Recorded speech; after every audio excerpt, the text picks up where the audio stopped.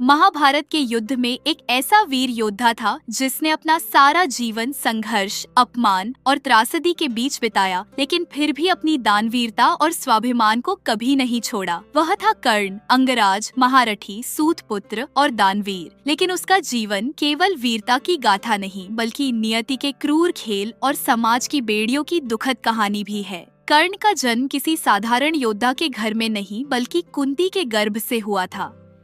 कुंती ने ऋषि दुर्वासा से एक वरदान प्राप्त किया था, जिसके अनुसार वह किसी भी देवता का आवाहन कर सकती थी और उससे संतान प्राप्त कर सकती थी। अपनी इस शक्ति की परीक्षा के लिए उन्होंने सूर्य देव का आवाहन किया और उन्हीं से उन्हें एक दिव्य पुत्र प्राप्त हुआ, कर्ण। वह जन्म से ही दिव्य कवच और कुंडलों से सुशोभित था, परंतु कुंती अविवाहित थी और समाज के डर से उन्होंने नवजात कर्ण को एक मंजूषा में रखकर गंगा में प्रवाहित कर दिया। उसे एक सूत, रथ चालक, अधिरथ और राधा ने गोद लिया और उसका लालन पालन किया। यहीं से कर्ण के जीवन का संघर्ष प्रारंभ हुआ। समाज ने उसे सूतपुत्र कहकर उच्च कुल के क्षत्रियों के समान सम्मान नहीं दिया। भले ही उसमें वीरता और पराक्रम किसी राजकुमार से कम नहीं था। कर्ण को धनुर्विद्या सीखने की तीव्र इच्छा थी, लेकिन समाज में उसे कोई योग्य गुरु नहीं मिलता था। गुरुओं का मानना था कि केवल क्षत्रियों को ही इस ज्ञान को प्राप्त करने का अधिकार है।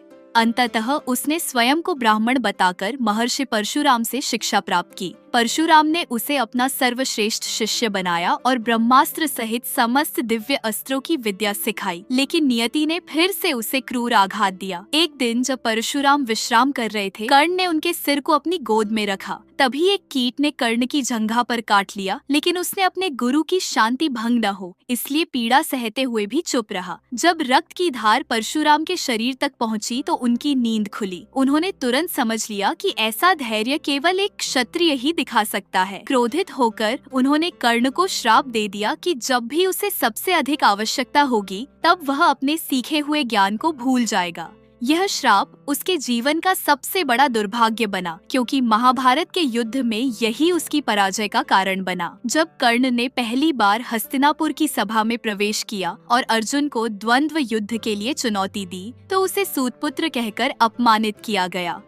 उसी समय कौरवों के राजकुमार दुर्योधन ने उसे अपनाया और अंगदेश का राजा बना दिया। इस उपकार से कर्ण सदैव दुर्योधन का परम मित्र बन गया और उसके प्रति अटूट निष्ठा रखी। दुर्योधन के साथ उसने कई युद्धों में भाग लिया और अपनी अपार शक्ति का प्रदर्शन किया, परंतु यह मित्रता भी उसके लिए श्राप बनी, क्योंकि यह उसे अधर्म के मार्ग पर ले गई और अंततः विनाश का कारण बनी। कर्ण की दानवीरता जितनी महान थी, उसके चरित्र में एक क्रूर पक्ष भी था।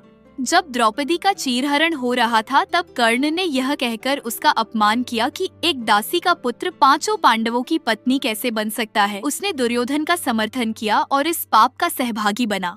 यही कारण था कि जब युद्ध के समय उसका जीवन संकट में पड़ा, तब भगवान कृष्ण, द्रौपदी और कुंती ने उसे अपने पक्ष में करने की कोशिश की, लेकिन उसे अपने मित्र दुर्योधन की मित्रता ज्यादा प्रिय थी। महाभारत युद्ध से ठीक पहले कुंती ने कर्ण को अपने जन्म का रहस्य बताया और उसे पांडवों के पक्ष में आने के लिए कहा, लेकिन कर्ण ने अपनी निष्ठा को बनाए रखा और कहा कि वह अर्जुन से युद्ध करेगा, चाहे उसका परिणाम कुछ भी हो। हालांकि उसने कुंती से यह वचन लिया कि वह 5 पुत्रों की माँ बनी रहेगी, या तो अर्जुन मरेगा या वह स्वयं। यह वचन उसकी महानता को दर्शाता है, क्योंकि वह अपनी माता के प्रति भी निष्ठावान रहा। महाभारत के युद्ध में कर्ण ने अर्जुन को कड़ी टक्कर दी, लेकिन नियति ने फिर से उसका साथ नहीं दिया।